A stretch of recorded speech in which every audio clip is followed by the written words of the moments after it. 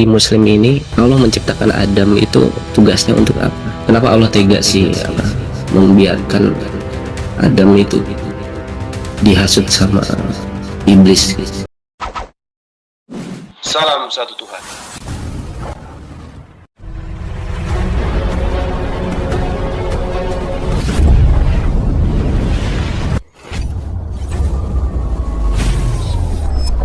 Ya, pengantar ini singkat para sahabat. Dukung semua ya sahabat-sahabat kita channel Densa News Muslim. Di like, di subscribe, di share sebanyak mungkin untuk supaya mencegah sahabat-sahabat kita di luar sana tidak terpengaruh terhadap pemurtadan. Semoga Allah memberikan selalu sikap istiqamah. Salam satu Tuhan, Allahu Akbar. Iya, apa permasalahannya ini? Agak ribet sih Bang, karena saya tuh meyakini bahwa Tuhan itu ada. Siap. Bahkan saya memegang satu kepercayaan dan itu saya taruh di satu tempat di dalam tubuh saya, di hati saya. Saya gak mau gubris itu sekarang. Cuman saya lagi memverifikasi dari keterangan-keterangan dari Gurunda dan sebagainya di sini. Salahkah seseorang yang berfree thinker itu menginginkan keeksistensian Tuhan yang bisa dirasakan dengan hati, pikiran, bahkan mata? Iya. Terima kasih Bang. Iya, jadi pada dasarnya kita manusia itu memang dicipta oleh Allah untuk memiliki kodrat bertuhan. Jadi ada pada diri kita sebagai manusia itu esensi yang Allah, yang Tuhan letakkan pada diri manusia, Adam dan keturunannya, yaitu insting bertuhan.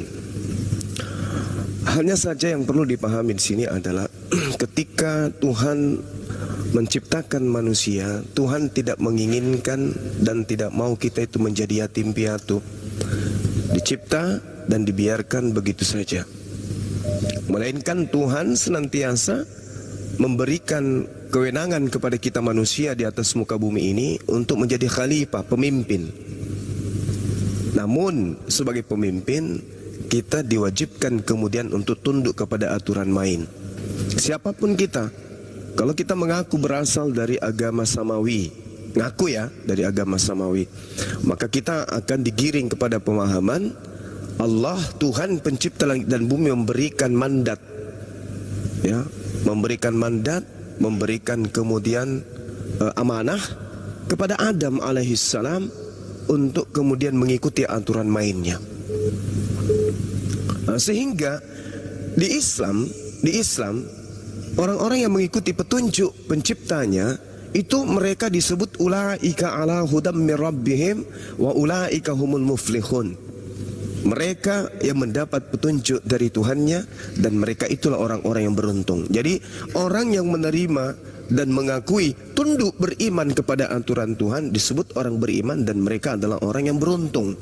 Sebaliknya Allah menerangkan innal ladina kafaru sawa'un 'alaihim a anzartahum am lan tunzirhum la yu'minun. Orang-orang kafir, orang yang menutup diri kemudian dari apa yang diperingatkan Allah, baik itu dari kitab-kitab terdahulu maupun kitab yang terakhir yaitu Al-Qur'anul Karim, menolak itu, maka Allah memberikan ganjaran kepada mereka. Khatamallahu ala qulubihim wa ala sam'ihim. Allah mengunci hati mereka dan pendengaran mereka, bahkan absarihim, penglihatan pun mereka ditutup, isyawah. Walhum azabun azim, dan kepada mereka Allah berikan azab yang sangat pedih. Nah, itulah yang kemudian menjadi hal yang membuat kita berlomba-lomba hari ini. Kristen berlomba kepada menuju keselamatan, Hindu, Buddha dan seterusnya, termasuk Islam berlomba kita, sehingga pada poin ini kita manusia selalu mengatasnamakan diri, mengatasnamakan agama dan kepercayaan bahwa kita ini adalah orang beriman. Wa minan nasi may yaqulu amanna billahi wa bil yaumil akhir wa ma hum bimumin. Padahal kita bukanlah orang-orang yang beriman. Kita mengaku bertuhan tapi kita tidak bertuhan. Kita mengaku kita punya agama tapi agama kita itu sandarannya lemah. Wa minan nasi, dari kita manusia ini, kita berkata kepada diri sendiri, kita adalah orang beriman, orang bertuhan. tapi sesungguhnya kita tidak bertuhan. Kita masih sibuk mencari. Kita mencari siapa yang menciptakan kita, padahal kita lupa kita ini ciptaan. Kita ini ciptaan. Karena kita ciptaan, maka sejatinya kaidah yang harus kita tanamkan adalah mencari jalan menuju kepada keridaan pencipta kita. Apa itu? Sederhana. Apa yang diperintahkan? Agama mana yang banyak aturannya? Pasti di situ cenderung indikasi kebenaran itu diletakkan. Karena sebuah keyakinan, sebuah agama tanpa aturan main, maka percayalah, tidak mungkin sebuah lembaga, tidak mungkin sebuah sekolah, tidak mungkin sebuah yayasan mengumpulkan massa banyak tanpa ada aturan yang mengikat di dalamnya. Percaya sama saya, itu akan muncul kehancuran.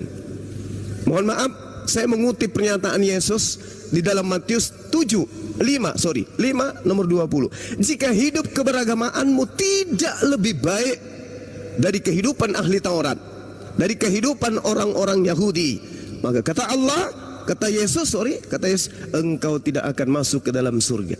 Gimana ceritanya? Islam, Kristen, Yahudi mengakui tataran yang ada di atas muka bumi diberikan oleh Allah adalah tataran yang mutlak absolut kebenarannya. Apa itu? Nabi Musa, Nabi Abraham, Nabi Musa, Nabi Daud, Salomo, bahkan Yesus itu sendiri diberikan kisi-kisi, diberikan kurikulum pengajaran, aturan Tuhan, kehendak Tuhan, keinginan Tuhan, hukum-hukum Tuhan. Tapi kata Yesus, seabrek aturan main ketetapan Tuhan yang menjadi sirat menuju keselamatan, kata beliau, kamu tidak akan masuk ke dalam surga apabila ajaranmu, apabila jalanmu tidak lebih baik daripada jalan ahli Taurat. Berarti kebenaran selanjutnya adalah kebenaran hakiki yang dimunculkan oleh sinar aturan-aturan yang bercahaya di atas muka bumi. Apa itu? Islam. Yukhadi'una Allah walladzina amanu wa ma yakhda'una illa anfusahum wa ma yash'urun. Banyak orang yang kemudian beriman tapi sebenarnya mereka tidak beriman. Banyak orang yang mengaku mereka adalah orang-orang yang saleh tapi sebenarnya mereka tidak saleh. Banyak mengaku mereka adalah anak-anak Tuhan padahal sesungguhnya mereka adalah anak-anak syaitan. Ini yang diterangkan. Mereka ingin menipu Allah, mereka ingin menipu orang beriman, tapi sesungguhnya mereka hanya menipu diri mereka sendiri. Nah, ini yang perlu saya terangkan kepada saudara-saudara. Cari agama di mana agama itu mengatur semua aspek kehidupan manusia. Ingat, manusia itu makhluk yang buas. Jangankan duit, aspal, beton, tembaga, baja bisa dimakan. Karena kalau tidak diberi aturan, maka manusia itu, lihatlah, hari ini kita melihat dia sujud, hari ini kita lihat dia berkhutbah, besok dia digiring dengan menggunakan baju orange, borgol ada di tangan. Kenapa? Kurang harta? Bukan. Kurang jabatan? Tidak. Kenapa? Dia meninggalkan aturan Tuhan. Dia meninggalkan aturan Tuhan itu. Sehingga apa yang terjadi? Yang tadinya punya harkat martabat jatuh serendah-rendahnya. Apa kata Allah? Ulaika hum syarrul bariyah. Mereka orang-orang yang hidup di dunia tidak menjalankan perintah Allah adalah seburuk-buruknya makhluk. Na'udzubillah summa na'udzubillah.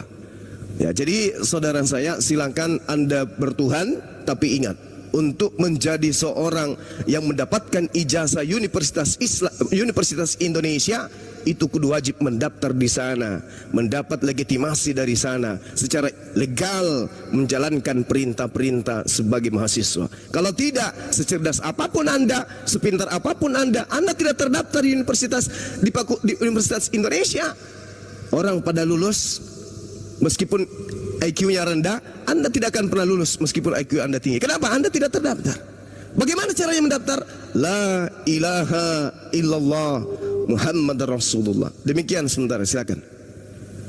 Saya mencoba mencernai, memahami juga, dan kita kaitkan sama apa yang kita lihat di masyarakat ini, di mayoritas itu gampang saya pahami karena di Indonesia kan mayoritasnya Muslim itu. Banyak juga aturan-aturan yang sampai sampai masuk kamar mandi pun ada ya kan aturannya itu. Dan itu nggak ada saya temukan di agama lain mungkin. Cuman saya agak bingung di sini, dan belum tahu banget tentang kalau di Kalau di Muslim ini Allah menciptakan Adam itu tugasnya untuk apa? Gitu. Padahal kenapa nggak di sana saja gitu? Kenapa Allah tega sih membiarkan Adam itu dihasut sama iblis gitu? Karena kalau itu nggak terjadi, nggak mungkin ada kekacauan di muka bumi ini seperti perang dan sebagainya gitu. Dan juga itu aja dulu, nanti ada pertanyaan lagi satu. Tafadhol Gurunda.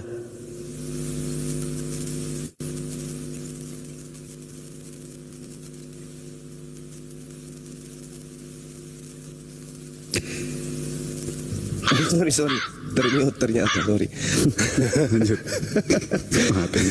Ya, terima kasih ya, saya sangat menghargai pertanyaan-pertanyaan yang baik seperti ini, pertanyaan yang kemudian bersumber dari hati yang lembut untuk kemudian menelaah dan menerima pengajaran Islam. Allah Subhanahu wa taala ketika seperti yang Anda sahabat saya, rekan saya pertanyakan, membuktikan kesempurnaan daripada ciptaannya dengan keadaan Adam alaihissalam.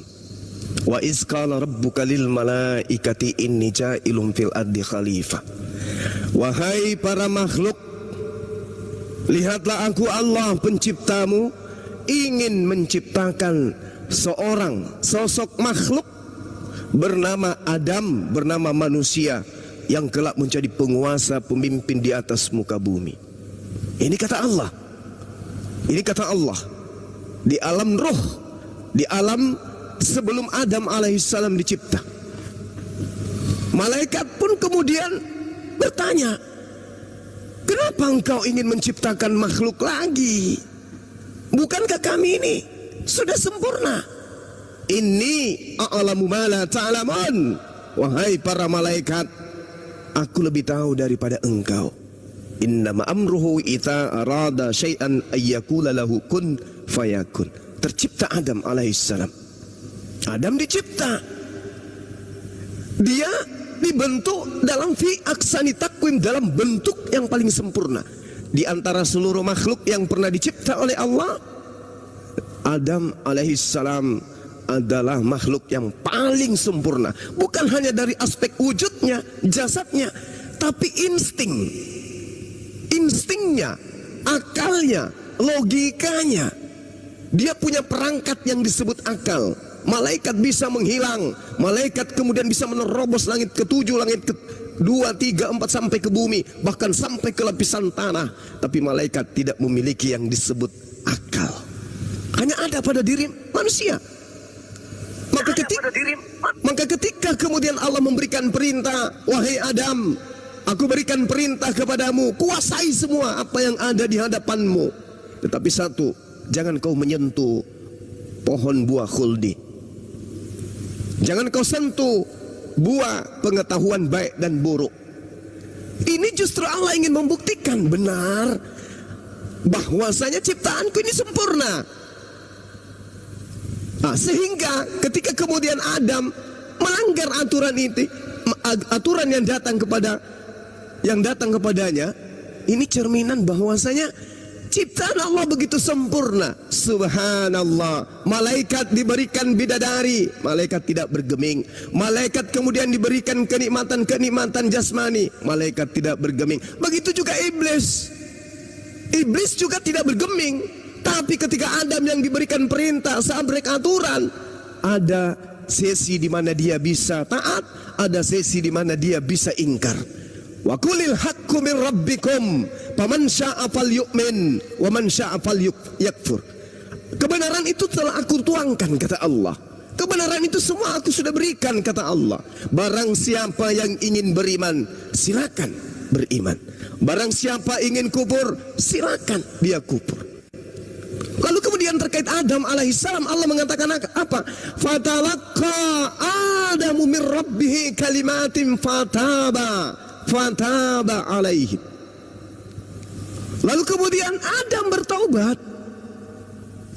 bertaubat. Ini cerminan kesempurnaan. Ketika kemudian Adam melakukan pelanggaran, Allah memberikan kalimat-kalimat kepada dia untuk bertaubat. Dia terima, dia mengaku bersalah. Fatalaqqa Adamu min rabbih kalimatin fataba alaih innahu huwat tawwabur rahim. Adam diterima taubatnya. Subhanallah. Jadi tidak ada dosa waris, nggak ada. Sudah diampuni dia. Kejadian 5 nomor 3 jelas sekali bagaimana Adam kemudian diberkati oleh Allah dan juga keturunannya. Nggak ada dosa, nggak ada dosa waris. Inilah cerminan bahwa Allah menciptakan manusia dengan bentuk yang sempurna, free will, bebas sesuai dengan kehendaknya. Makanya Allah menggariskan, wa qulil haqqu min rabbikum faman syaa falyu'min wa man syaa falyakfur. Anda ingin beriman? Tafadhal, please, silakan. Anda ingin kufur? Silakan. Ketika Anda ingin masuk menjadi mahasiswa Universitas Indonesia, maka Anda kudu wajib mengikuti aturan-aturan itu. Kalau tidak, ya sedikit Anda nilainya harus ada perbaikan, remedial. Tapi kalau tidak sama sekali, Anda tidak akan pernah bisa mendapatkan ijazah. Tempat Anda finnar khalidina fiha.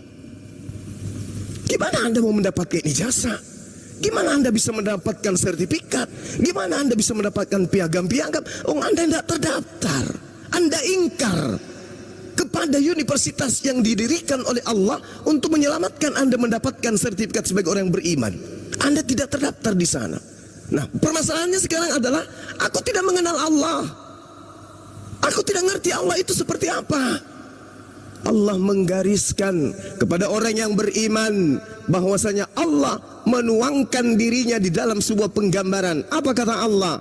Sanurihim ayatina fil afaq wa fi anfusihim hatta yatabayyana lahum annahul haqq. Ini penggambaran Allah. Kami akan memperlihatkan kepada manusia tanda-tanda keberadaan, kebesaran kami di segenap penjuru alam semesta dan pada diri mereka sendiri. Jadi Allah tidak perlu dicari. Kenapa pada diri kita itu Allah itu sudah memberikan, memperlihatkan tanda-tanda keberadaannya. Contoh, siapa kita yang kemudian bisa berbicara? Apa alat yang kita beli? Apa alat yang pernah kita pinjam sehingga mulut ini bisa bergoyang, mengeluarkan nada, mengeluarkan gelombang? Orang bisa mendeteksi apa yang keluar dari mulut. Siapa kita yang membuat itu? Bukan kita yang membuatnya. Hanya dengan bibir bawah, bibir atas, ada lidah mengeluarkan suara, kata-katanya tertutur, tersusun rapi. Siapa yang membuat itu? Kita mampu untuk melakukan. Kita, orang tua kita, negara kita, presiden kita? Bukan. Lalu siapa? Itulah Allah. Sanurihim ayatina fi anfusihim. Jadi celaka orang yang menuhankan makhluk dikarenakan karena dia tidak bisa melihat Tuhan. Celaka, pagan, tagut jatuhnya. Tapi kalau kemudian mereka menganggap bahwa Allah itu ada, Tuhan itu ada, dengan bukti keberadaan diri saya bukan siapa-siapa, kuku saya bertumbuh setiap saat, tapi gigi saya tidak bertumbuh. Siapa yang mengatur ini? Emak, engkong, opung kita? Bukan. Begitu kita tidur, lupa ingatan kita, terlelap kita, jantung berhenti berdetak? Tidak, jantung tetap duk, duk, duk, duk. Siapa yang membuat jantung itu berdetak? Siapa? Emak kita, bapak kita, opung kita? Bukan. Ini tempatnya tausiah. Ini tempatnya tausiah. Kalau saya bahas Bible, kalau saya bahas Bible, nanti kalian kesurupan sama Allah. Kalau saya bahas Bible, kalian bilang kenapa bahas Bible? Kalau saya bahas Al-Quran, kalian kepanasan. Saya bahas Bible, kalian menjadi stres. Kalau saya bahas kitab suci, kalian kepanasan. Bahas kitab karangan, kalian kesurupan. Tenang, tenang, tenangkan diri Anda, pegangan yang kuat. Oke?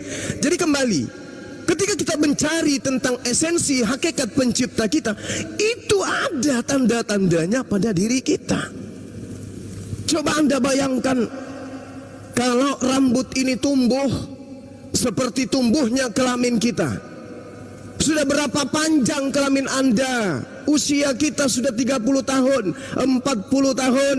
Siapa yang mampu bikin celana dalam yang bisa memuat kelamin Anda yang begitu panjang, sekiranya dia tumbuh seperti rambut? Yang ngatur itu sopo? Siapa yang mengatur itu?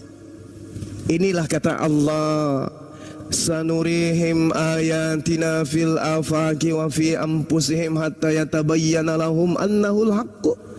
Awalam yakfi bi rabbika annahu ala kulli syai'in syahida. Sehingga jelaslah bagi mereka bahwa Al-Quran itu adalah benar adanya. Lalu kemudian sedikit lagi ya bang, innal ladina yakhshawna rabbahum bil ghaibi. Sesungguhnya orang-orang yang takut kepada Tuhannya, meskipun Tuhannya itu tidak mereka lihat, lahum magfiratun wa ajrun kabir, maka mereka memperoleh ampunan dan pahala yang besar. Ini kaidah. Sesungguhnya orang-orang yang takut kepada Allah, meskipun mereka tidak melihat Allah, mereka memperoleh ampunan dan pahala yang besar. Ini Al-Quran yang menerangkan seperti itu. Innama tunziru man ittama'a dzikra wa khasyar rahmana bil ghaib fabashshirhu bimaghfiratin wa ajrin karim. Sesungguhnya engkau, wahai Bang Suma, wahai apologet Islam Indonesia, hanya memberi peringatan kepada orang-orang yang mau, yang ingin mengikuti peringatan dan takut kepada Tuhan yang Maha Pengasih, walaupun mereka tidak melihat Tuhan. Maka berilah mereka kabar gembira dengan ampunan dan pahala yang mulia. Ini kaidah di Islam bang. Makanya ketika kemudian Allah memberikan aturan, kami taat. Kenapa? Kami melihat Allah. Kenapa umat Islam itu bersaksi tiada Tuhan? Kami bersaksi tiada Tuhan selain Allah. Kenapa? Karena kami melihat. Bukan melihat wujud, tapi melihat keberadaan Allah. Selayaknya Anda mendengarkan suara saya di HP, Anda bersaksi Bang Suma itu ada, meskipun Anda tidak melihat saya. Tapi karena keberadaan saya terbukti dengan adanya suara saya keluar dari HP, meskipun HP itu bukan saya, tetapi Anda meyakini Bang Suma itu ada. Begitulah umat Islam memahami Allah Azza wa Jalla. Tapi kalau pagan tidak, Tuhan mereka tidak percaya sebelum Tuhan keluar dari vagina, mohon maaf. Mereka tidak percaya Tuhan sebelum Tuhannya datang netek. Mereka tidak percaya Tuhan. Itulah yang dikatakan syarrul bariyah, makhluk seburuk-buruknya makhluk. Mereka ingin Tuhan itu jatuh menjadi makhluk, baru mereka percaya bahwa Tuhan mereka itu ada. Na'udzubillah, summa na'udzubillah. Kita berlindung kepada orang-orang kufur seperti ini. Demikian, mohon maaf panjangan. Oke, siap. Gimana? Terus Dauda ada tanggapan apa? Iya ada. Oke. Lagi-lagi saya agak bisa menyangka, dan memang saya nggak tahu, soalnya saya nggak banyak pengetahuan tentang ketuhanan. Itu saya cerna dan itu saya pikirkan sendiri ya. Itu saya cerna lah intinya. Saya percaya ada 3 agama yang saya mempercayai 3 agama di sini. Maksudnya bukan mengimani ya, saya mempercayai adanya 3 agama di sini. Yahudi, Nasrani, Yahudi, Kristen sama Muslim. Dan saya masih bingung di perbedaan dan persamaan di 3 agama ini. Mungkin teman-teman bisa bantu menjelaskan. Kalau boleh bang, sedikit dari silakan, bang. Oh ya, silakan. Baik, assalamualaikum warahmatullahi wabarakatuh. Mencintai tanpa mengenal rupa, merindu tanpa bertemu. Itulah kami umat muslim ya. Tadi abang luar biasa ya pernyataannya. Saya ingin melihat Tuhan. Bagaimana mungkin abang melihat Tuhan, tetapi abang tidak punya satu alat yang cukup baik untuk melihat Tuhan. Bahkan bang ya, kita tidak bisa melihat Tuhan saking jauhnya. Dan kita, mohon maaf, kita tidak bisa melihat satu benda itu saking jauhnya, bahkan kita tidak bisa melihat yang namanya benda saking dekatnya. Contohnya seperti apa? Contoh alis abang. Alis abang, apa abang bisa melihat? Jawab dulu bang. Bisa nggak abang melihat alis abang? Bisa. Hah? Dengan cara Bisa. apa? Bercermin? Bercermin. Dengan cara bercermin? Menggunakan alat, betul? Iya. Betul bang? Nah Iya, seperti itulah bang ya. Bagaimana mungkin abang mau melihat Allah tetapi abang tidak punya satu alat, satu alat yang mampu melihat Allah. Itu hal yang tidak mungkin bang. Nah tadi abang mengatakan mengenai soal agama. Saya mempercayai yang namanya beberapa agama yang saya percaya Yahudi. Terus apalagi bang? Muslim. Satu lagi apa? Muslim sama Kristen, karena yang saya tahu Kristen sama Yahudi beda ini, walaupun satu kitab ya bang. Baik, Benar nggak?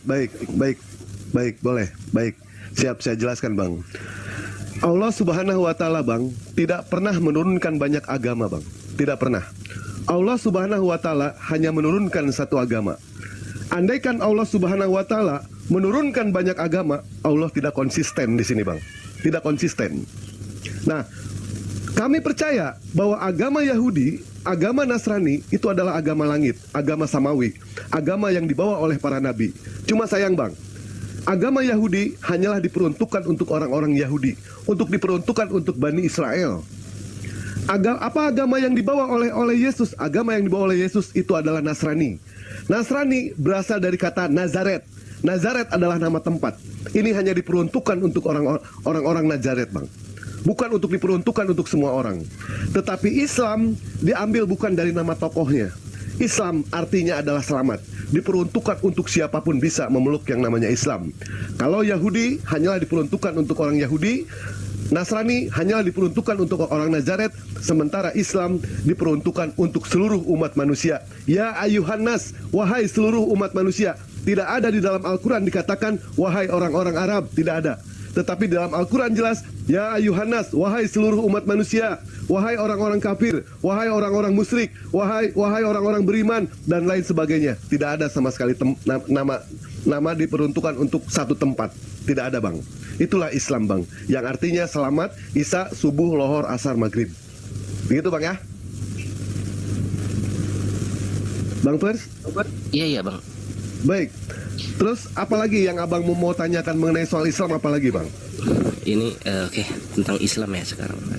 Saya juga belajar sedikit walaupun agak abstrak juga nih bang, karena Baik, nggak apa-apa. saya belajar Al-Quran itu karena memang harus membutuhkan waktu yang lama gitu kan, memahami isi dalam Al-Quran itu. Tapi saya orangnya memang pengen mengulik sendiri, pengen membaca sendiri gitu kan, nggak mau katanya gitu kan. Tapi saya ada batasan di situ untuk mempelajari Al-Quran, karena satu bahasanya Arab, yang kedua kalau ada artinya pun harus ditafsirkan lagi. Lanjut. Ada gak referensi atau kitab gitu yang bisa dibaca dan dipahami oleh orang awam gitu kan, ya khususnya seperti saya gitu kan? Ada nggak kitab yang dipahami? Bang Juma tahu arahnya kemana bang? Bang Juma?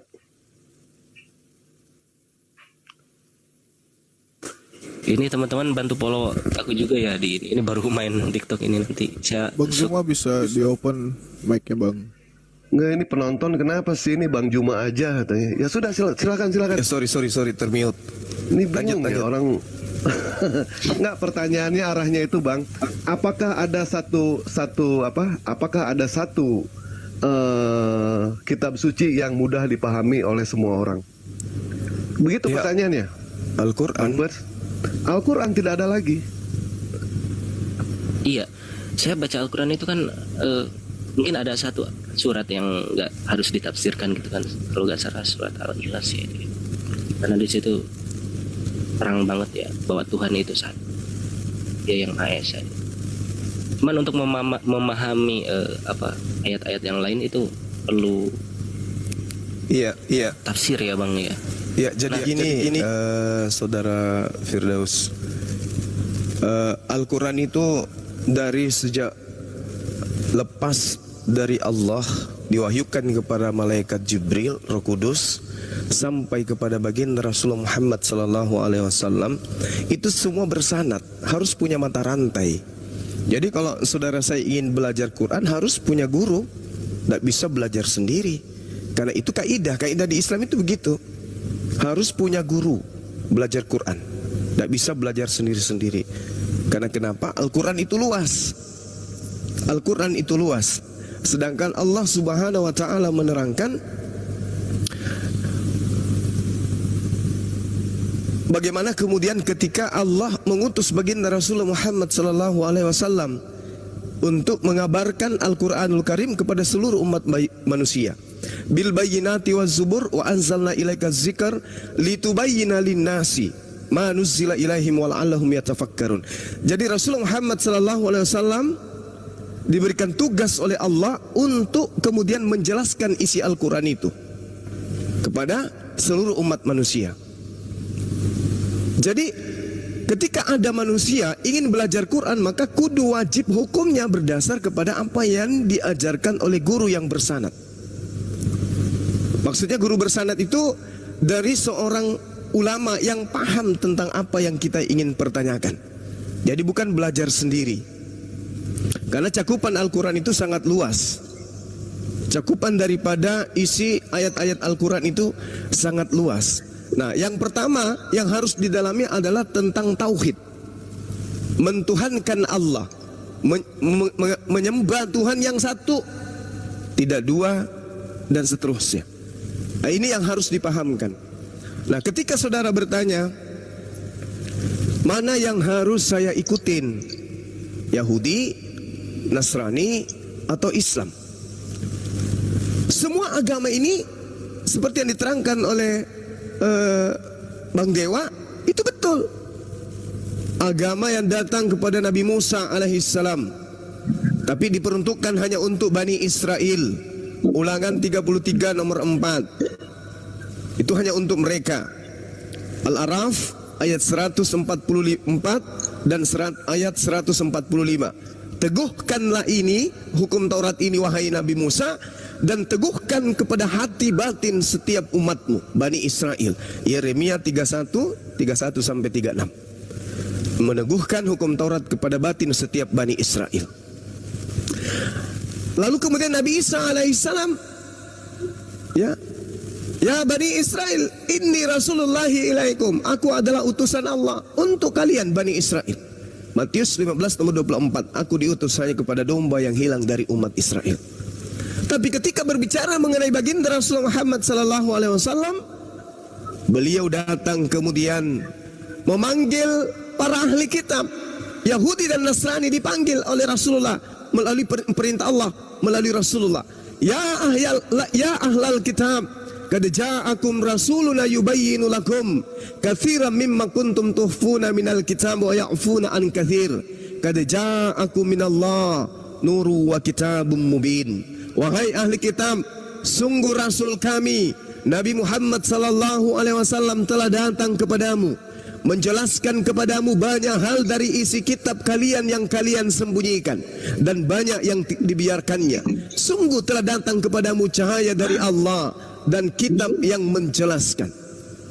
Lalu kemudian Allah menyeru Bani Israel, para ahli kitab, yahdi bihillah manittaba'a ridwanan subulan salam.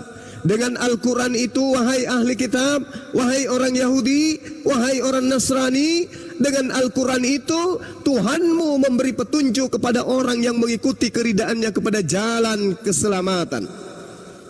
Dan dengan Al-Quran itu pula Tuhanmu mengeluarkan manusia dari gelap gulita kepada cahaya dengan izinnya.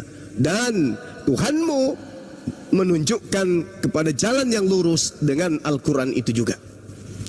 Sehingga pola terakhir, stasiun terakhir, siapapun dia, wa ma arsalnaka illa kaffatan linnas, tiadalah aku mengutus engkau wahai Nabi Muhammad melainkan untuk seluruh umat manusia. Jangankan kita, orang Yahudi yang diberi kitab beruntun, diutus Nabi Rasul beruntun, dipanggil oleh Allah untuk beriman kepada Al-Quran, apalagi kita. Litubayyina linnas, untuk seluruh umat manusia. Kita mau mengamalkan ajaran Taurat, kita bukan Bani Israel.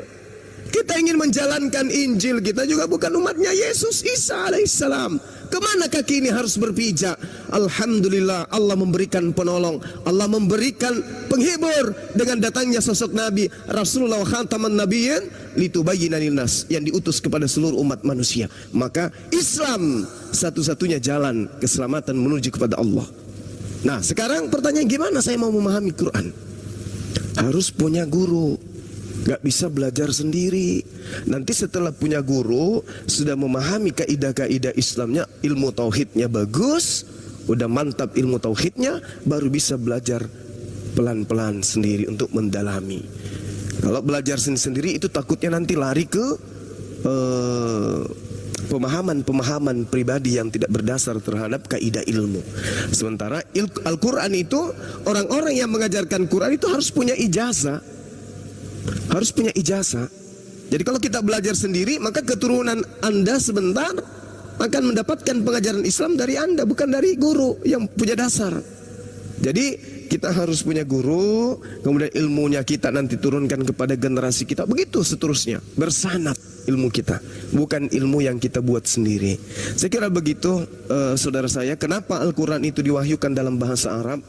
Dan kenapa Allah mengatakan inna nahnu nazzalna dzikra wa inna lahu lahafizun? Kami yang mewahyukan Al-Quran itu, kami juga yang menjaganya. Kenapa Al-Quran itu terjaga? Kenapa? Karena tidak diinginkan Al-Quran itu mengalami kontradiksi, kontroversi seperti kitab-kitab sebelumnya.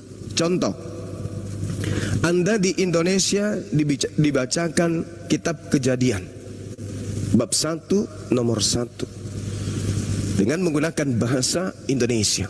Anda ke Amerika dibacakan Kejadian dalam bahasa Inggris. Anda ke Belanda dibacakan Kejadian dengan bahasa Belanda. Ke Portugis dengan bahasa Portugis. Ke Cina dengan bahasa Cina. Sekarang bisa tidak orang yang memiliki disiplin ilmu tentang Bible yang menggunakan bahasa Belanda menjelaskan Bible itu kepada orang Indonesia yang menggunakan bahasa Indonesia? Tidak akan sampai poin ilmunya.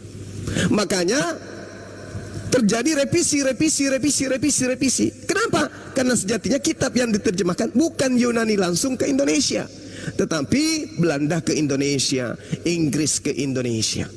Itu yang menyebabkan bahkan revisiannya ini bukan original teksnya ke revisian, tetapi dari terjemahan lama ke terjemahan baru, dari terjemahan baru lagi ke terjemahan berikutnya. Nah, kalau Al-Quran tidak. Kenapa demikian? Kenapa demikian adanya? Karena kita harus ilmunya bersanad. Ketika ada yang kita tidak paham tentang terjemahan, larinya kemana? Original teks. Ketika ada yang kita tidak paham tentang tafsir, larinya kemana? Lari ke original teks, lari ke Al-Quran. Ketika ada yang kita tidak pahami tentang hadits, lari ke Al-Quran. Ada disediakan. Makanya Al-Quran itu tetap terjaga. Ketika ada permasalahan dibawa di akar rumput, dipermasalahkan. Ini sholatnya kayak mana? Apakah 3 rakaat atau per rakaat? Yang mana yang benar?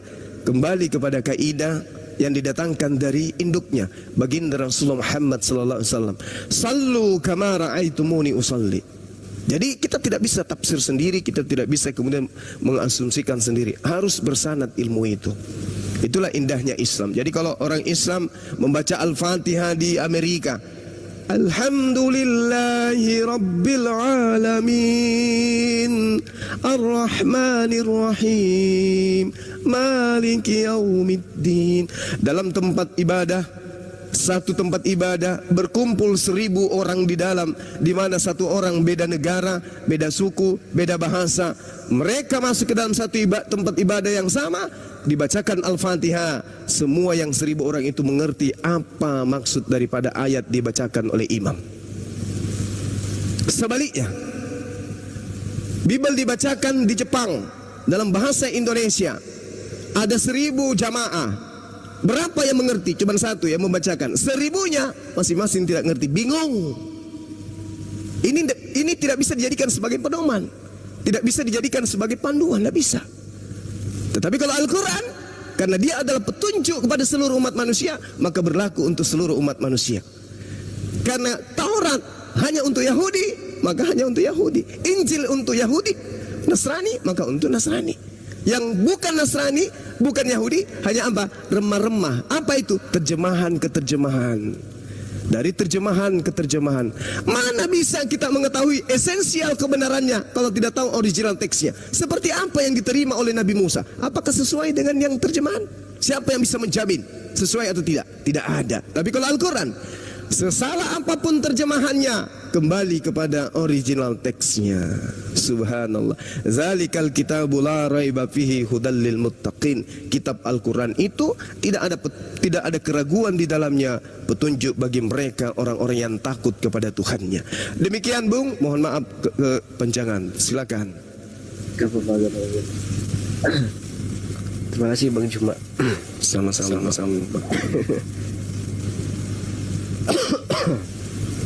Tadi menarik ya yang dibicarakan sama Pak Ahmad ini, Bang Juma. Dia juga mempelajari yang namanya Al-Quran, Pak. Nah, pertanyaan saya ke Abang, pelajaran apa yang abang baca terakhir kali pada saat Abang membaca Al-Quran? Mungkin karena ini ya, saya mencari Tuhan, ketuhanan, konsep ketuhanan itu paling ya di Al-Ikhlas itu ya di situ. Cuman saya coba belajar ke surat lain juga, tapi saya nggak paham itu karena saya nggak paham, saya nggak bisa mengasumsi sendiri di situ, saya tutup saja gitu kan. Aku salah juga karena saya nggak bisa nggak ngejudge agama manapun lah, kitab manapun, tapi saya mau mempelajari saja di situ. Baik. Abang di sini seorang agnostik. Abang percaya sama Tuhan tapi tidak percaya sama agama. Sebenarnya Bang ya, yang berhak untuk membicarakan soal ketuhanan itu hanyalah agama, Bang. Agnostik tidak punya berhak, tidak punya hak sama sekali untuk berbicara mengenai soal ketuhanan. Karena yang berhak membicara ketuhanan itu hanyalah agama. Agama itu cuma satu, Bang, hanyalah Islam. Yang lain bukanlah agama. Yang lain itu hanyalah seperti bola salju, Bang. Bola salju yang makin membesar ibaratnya organisasi. Satu organisasi menjadikan bola salju menjadi membesar dan akhirnya dijadikan sebagai agama. Begitu, Bang. Tetapi Allah tidak pernah menurunkan banyak agama. Nah, menariknya, Abang di sini berbicara mengenai soal membaca yang namanya Al-Quran, membaca Al-Quran. Apa Abang pernah membaca yang namanya kitab Al-Quran yang isinya itu spektakuler gitu, Bang, yang membuat Abang luluh? Seperti halnya contoh saya, Bang ya. Kita lari ke mujizat, nggak apa-apa, Bang? Lari ke mujizat? Ya, nggak apa-apa, bebas saja. Kita di sini cari ilmu ya, semuanya juga cari ilmu juga. Siap. Di dalam Islam, Bang ya, di dalam Islam kami percaya semua para nabi itu melakukan yang namanya mujizat. Tetapi mujizat para nabi semuanya sifatnya kontemporer. Tidak ada sama sekali yang bisa kita lihat sampai hari ini, sampai detik ini. Contoh, Nabi Musa alaihissalam, beliau memiliki yang namanya tongkat. Tongkat beliau bisa yang namanya membelah lautan atas izin Allah. Apakah tongkat Nabi Musa masih ada, Bang, sekarang? Sudah tidak ada. Andaikan tongkat Nabi Musa masih ada, saya siap beli, Bang, tongkatnya, Bang. Sudah Allah angkat. Nabi Sulaiman alaihissalam, beliau pada saat itu adalah sangat tertarik dengan kemegahan. Sehingga Nabi Sulaiman alaihissalam memiliki kendaraan dari angin. Apakah kendaraan Nabi Sulaiman masih ada? Sampai sekarang sudah tidak ada, Bang. Nabi Isa alaihissalam, seni pengobatan pada saat itu. Beliau bisa menyembuhkan penyakit kusta, penyakit belang, penyakit lepra, bahkan beliau bisa membangkitkan orang yang mati. Apakah orang-orangnya bisa kita lihat sekarang? Tidak ada, Bang. Semua sudah pada meninggal. Semua sudah Allah angkat mujizat para nabi. Bahkan ya, saya pernah mengatakan kepada Bang Juma, Bang, andaikan Nabi Isa tidak tertulis di dalam Al-Quran, demi Allah, saya tidak akan percaya 1% juga. Saya tidak akan percaya. Tapi karena Nabi Isa tertulis dalam Al-Quran, 100% saya percaya. Kenapa? Kenapa saya percaya dengan Al-Quran? Karena Al-Quran adalah firman Allah Subhanahu wa Ta'ala yang tidak ada campur tangan dari manapun juga. Tidak ada campur tangan dari manusia, murni 100%. Tidak ada campur tangan dari pertalit, pertamak, ataupun oli kastrol. Nggak ada sama sekali itu. Apa buktinya? Al-Quran adalah mujizat Allah. Baca surah Al-Baqarah. Kalau Mas benar sudah baca Al-Quran ya. Bang Juma, minta dibacakan surah Al-Baqarah ayat 23. Bang Juma, open mic, Bang. Oke, baik. Gimana? Surah Al-Baqarah ayat 23, Bang. Wa in Al-Baqarah. kuntum Bismillahirrahmanirrahim. Ya. Wa in kuntum fi raibim mimma nazzalna ala abdina fa'tu bi suratin min mithlihi wad'u syuhada'akum min dunillahi in kuntum sadiqin. Nah ini Bang, ayat di dalam surah Al-Baqarah. Dan jika kamu tetap dalam keraguan tentang Al-Quran, kami turunkan kepada Habib kami, wahai Muhammad, buatlah satu surah saja yang semisal Al-Quran, dan ajaklah penolong-penolongmu selain Allah jika kamu orang-orang yang benar. Saya Bang ya, saya bersumpah, sampai detik ini saya bersumpah, andaikan di zaman sekarang ada manusia manapun juga yang bisa membuat ayat semisal Al-Quran, saya murtad hari ini Bang. Hari ini saya murtad. Kenapa saya berani mengatakan demikian Bang? Allah sudah menjamin. Kalau Allah sudah menjamin, manusia mana yang sanggup Bang? Allah menantang ini Bang dalam Al-Quran. Ini adalah bukti kalau Al-Quran adalah mujizat Bang. Mujizat yang tidak pernah Allah angkat sampai kiamat. Mujizat para nabi semuanya Allah angkat. Tetapi ada satu mujizat yang tidak pernah Allah angkat. Apa itu? Al-Quran Nur Karim. Ini adalah mujizat terbesar. Untuk apa Allah menurunkan nabi lagi? Untuk apa tujuannya? Sementara mujizat sudah ada di depan mata. Di zaman Nabi Muhammad, pada saat itu orang sangat tertarik sama yang namanya syair, sama yang namanya pantun, sama yang namanya sajak, sama yang namanya aforisma. Sampai akhirnya Allah menurunkan yang namanya Al-Quran. Al-Quran Nur Karim ini Allah turunkan. Dan mujizat ini tidak akan pernah Allah angkat sampai hari kiamat. Saya bahkan ya, ketika saya menantang kepada siapapun juga, kalau ada orang yang bisa membuat ayat semisal Al-Quran, hari ini saya murtad Bang, hari ini. Kenapa saya berani demikian? Allah sudah menjamin, Allah sudah menggaransi. Kalau Allah sudah menggaransi, manusia mana yang sanggup membuat ayat tandingan semisal Al-Quran? Manusia mana yang sanggup? Tidak akan ada manusia yang sanggup satupun juga Bang membuat ayat semisal Al-Quran. 1439 tahun yang lalu sudah berlalu, tantangan Allah masih berlaku sampai hari ini. Apakah ada orang yang berusaha untuk membuat ayat semisal Al-Quran? Banyak Bang, banyak. Tetapi apakah mereka berhasil? Tidak ada satupun yang berhasil Bang. Mereka semua gagal.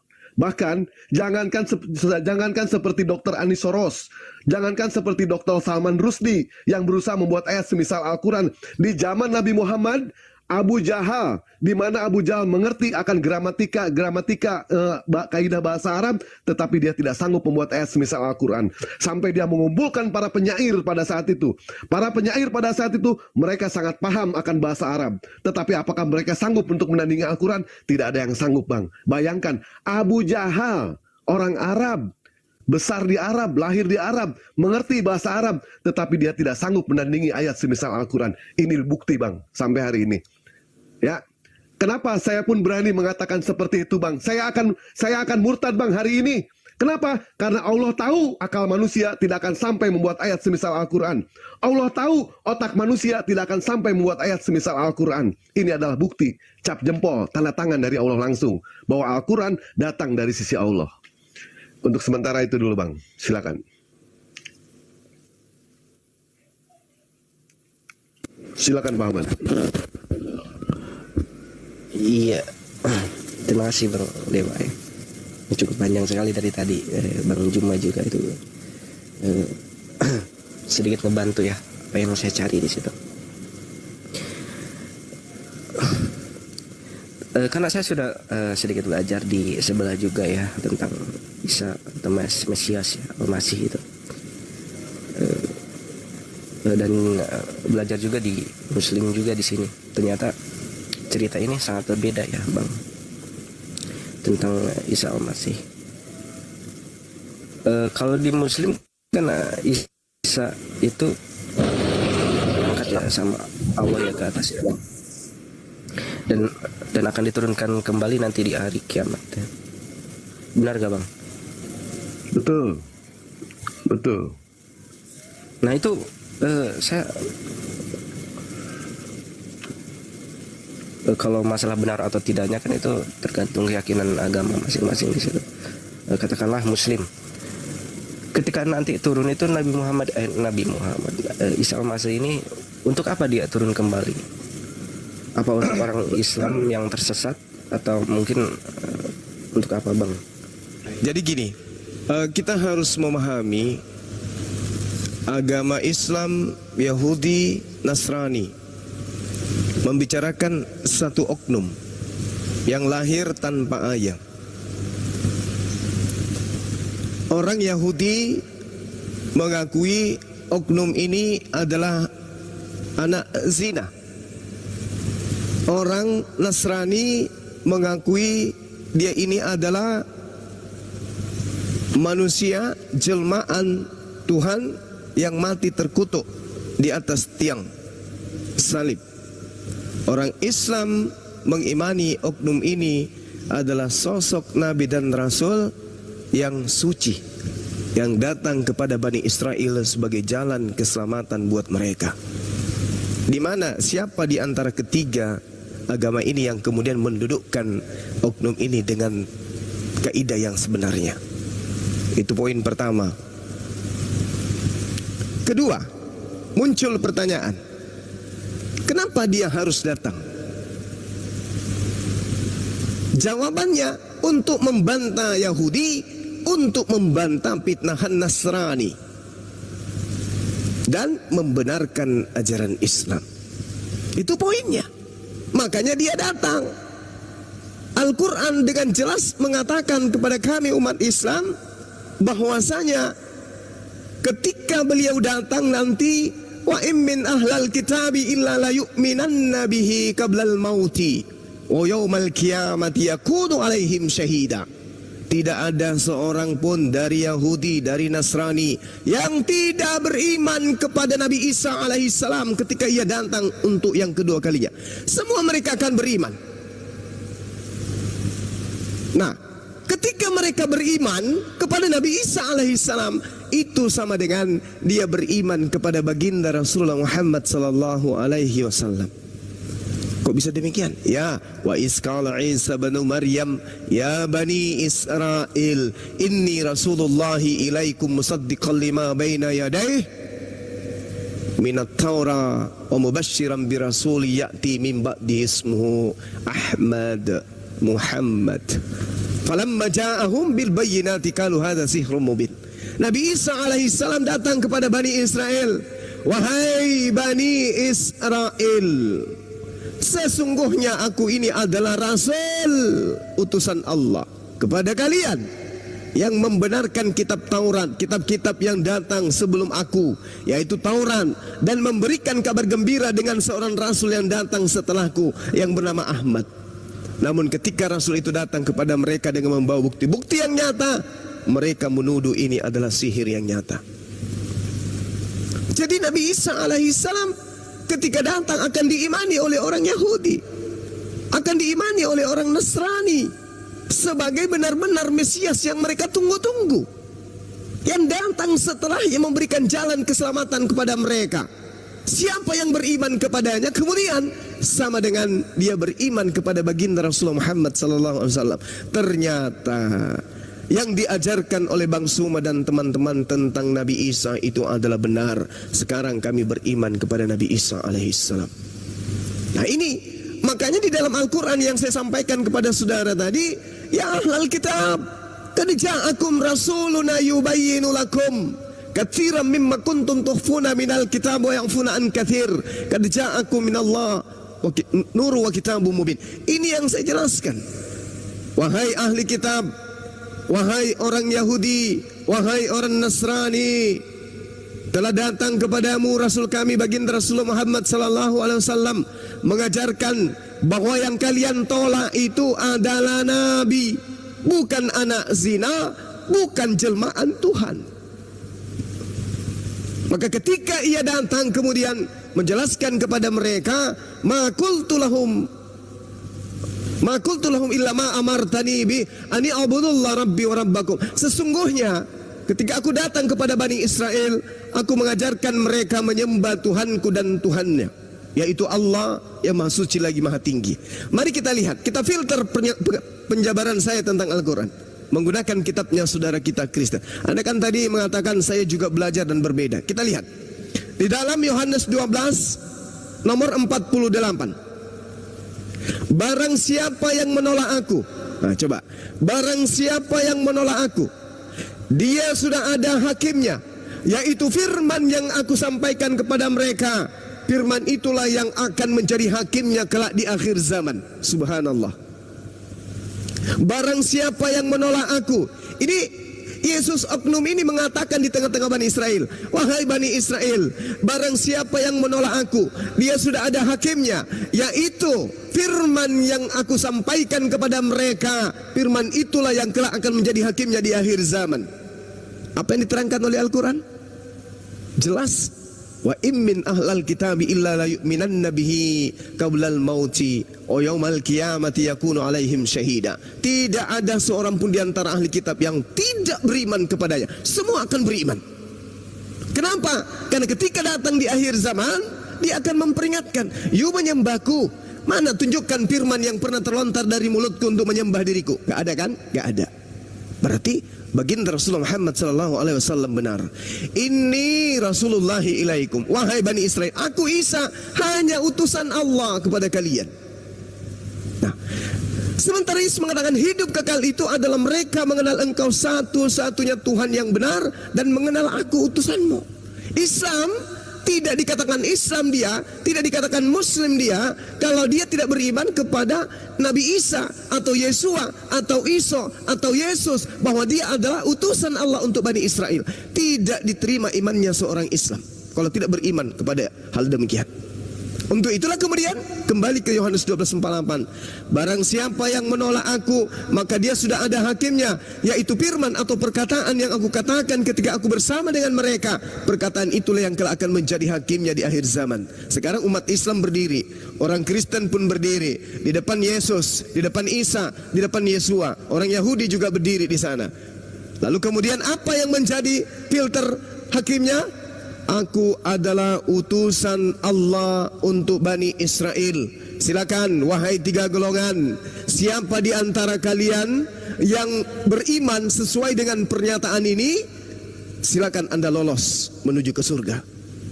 Umat Islam lolos karena umat Islam mengakui dia adalah utusan Allah, dia adalah Nabi, dia adalah Rasul. Begitu Kristen, stop, Anda siapa? Saya Kristen. Anda Kristen, maksudnya saya pengikut Anda. Pengikut gimana? Kok Anda tidak sunat? Saya sunat. Kok Anda nggak puasa? Saya puasa. Kok Anda menyembah tiga Tuhan, bahkan menyembah saya? Saya di dalam Yohanes 4:22 mengatakan, aku menyembah apa yang aku kenal. Berarti aku juga menyembah. Kenapa kalian menyembahku? Minggir, minggir, enyahlah daripadaku kalian semua pembuat kejahatan. Nah, kemudian Yahudi, saya ini siapa menurut kalian? Kamu anak zina. Apa kenyataannya sekarang aku datang untuk yang kedua kalinya? Masih mau menolak aku? Tidak, wahai Yesus. Sekarang kami beriman kepadamu, engkau adalah utusan Allah. Ini yang dicerminkan oleh Al-Quran. Wa immin ahlil kitab illa la yu'minanna bihi qablal mauti. Barang siapa yang menolak aku, dia sudah ada hakimnya, yaitu firman yang pernah aku lontarkan kepada Bani Israel ketika aku penginjilan di sana, bahwa aku adalah utusan Tuhan, tiada Tuhan selain Allah. Kesaksiannya Yesus jelas. Terakhir 30 detik. Di dalam Yohanes 5 nomor 36 ada kesaksianku yang lebih penting dari kesaksian Yohanes Pembaptis, bahwa semua mujizat, semua pekerjaan yang aku lakukan di tengah-tengah Bani Israel, pekerjaan itu yang bersaksi tentang aku, bahwa Tuhan yang telah mengutus aku. Berarti kesaksian Yesus, dia adalah utusan Allah. Di Islam disebut Rasulullah. Alhamdulillah, umat Islam lolos di penghakiman nanti. Saya kira gitu bang, itulah tujuannya Yesus itu diutus untuk yang kedua kalinya, untuk membenarkan ajaran Islam. Silakan. Satu lagi nih bang, saya mau bertanya tentang kedudukan Imam Mahdi di situ. Dia sebagai wali kah, nabi kah, atau apa di situ? Sedangkan Isa pun sudah turun di situ. Manusia biasa. Mungkin ada tanggapannya bang Juma. Manusia biasa. Iya, dia adalah utusan Allah di akhir zaman. Utusan Allah di akhir zaman. Kemunculannya kemudian disebut sebagai salah satu tanda akan datangnya hari kiamat. Perannya adalah memberikan ajaran kemudian kepada orang-orang yang ada pada masa itu untuk menyatakan kebenaran Islam dan untuk kemudian menghancurkan Dajjal dan kroni-kroninya. Itu yang kita pahami. Jadi peran Imam Mahdi sebagai sosok utusan di akhir zaman untuk membawa kejayaan, kemakmuran di sekitarnya. Selain itu, Imam Mahdi juga adalah sosok pemimpin yang adil yang memberantas kesaliman yang terjadi sebelumnya. Rasulullah Muhammad SAW kemudian bersabda, Imam Mahdi akan keluar di akhir umatku. Allah akan menurunkan hujan, akan menumbuhkan tanaman di muka bumi, harta akan dibagi secara merata, binatang ternak akan semakin banyak, begitu juga umat akan bertambah besar. Itulah tanda daripada adanya Imam Mahdi. Seperti itu, Bang. Jadi saya berikan penggambaran gini.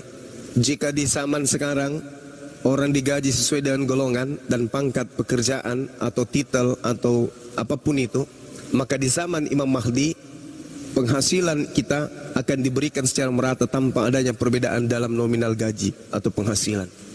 Itu ilustrasinya seperti itu. Nah, itu tanda-tanda akan datangnya akhir dari kehidupan di dunia.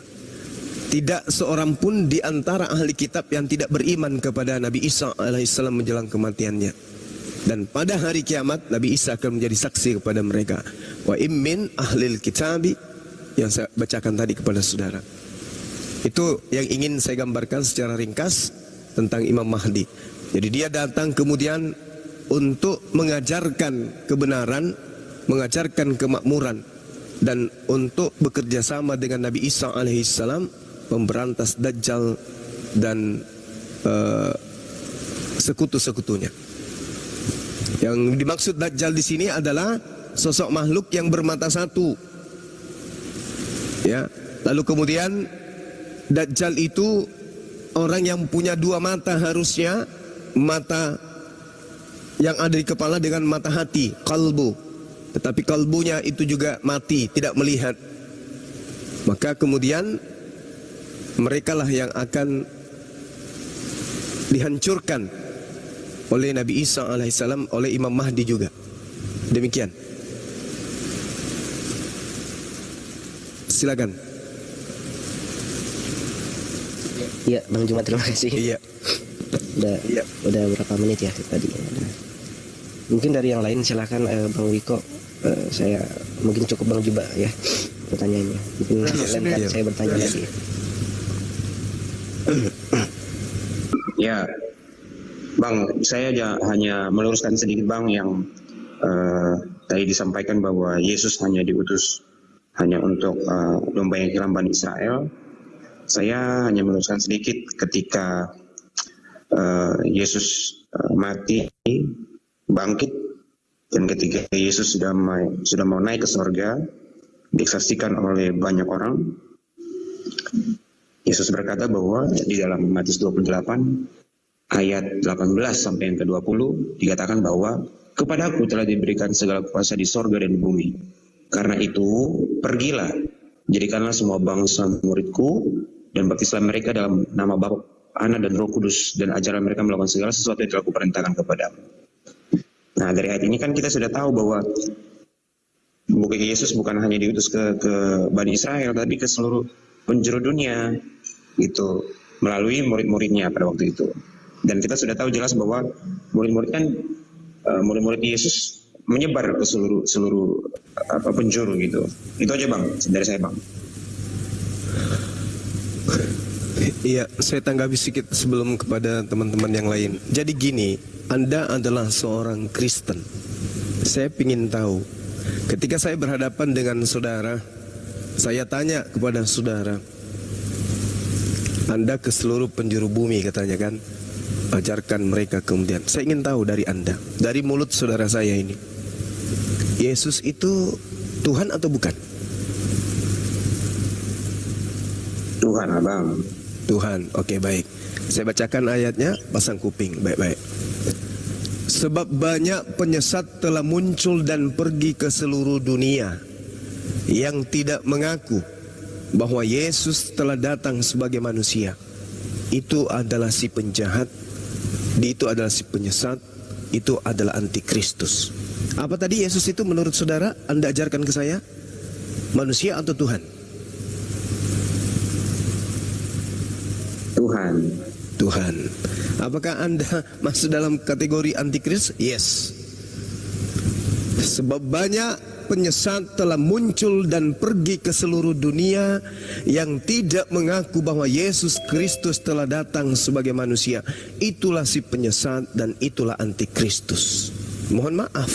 Jadi kalau Anda menarasikan Matius 28, nomor 18, nomor 19 dan seterusnya, baca nomor 20-nya. Biar ketahuan. Ajarlah mereka melakukan apa yang aku perintahkan.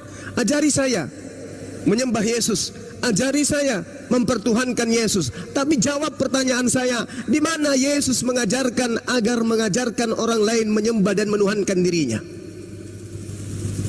Ajari saya. Tidak akan Anda temukan. Itulah tanda penyesat antikristus. Itulah antikristus itu. Tidak sadar. Yukhadi'una Allah walladina akhda'una illa anfusahum wa ma yasurun. Mereka hendak menipu Allah, hendak menipu orang-orang beriman. Sesungguhnya mereka hanya menipu diri mereka sendiri. Anda boleh mengatakan Yesus itu Tuhan, tapi Yesus mengatakan antikristus adalah mereka yang mengajarkan aku adalah Tuhan. Mohon maaf, Anda keciduk. Kan mereka murid Yesus, Bang, yang bersama dengan Yesus pada waktu itu. Mereka bukan pergi menyesatkan, tapi memberitakan apa Yesus ajarkan, gitu Bang. Ini faktanya nih. Sebab banyak penyesat telah muncul dan pergi ke seluruh dunia. Siapa pergi ke seluruh dunia saat ini yang mengajarkan tentang Yesus? Yahudi? Bukan. Hindu?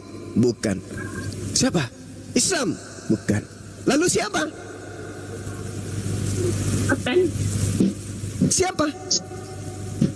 Ketan, Bang. Ini fakta, Bung. Kita hanya mengajarkan setan. Setan mengajarkan Yesus itu manusia. Bukankah setan justru yang mengajarkan Yesus itu adalah anak Tuhan? Justru setan yang mengajarkan Yesus itu Tuhan.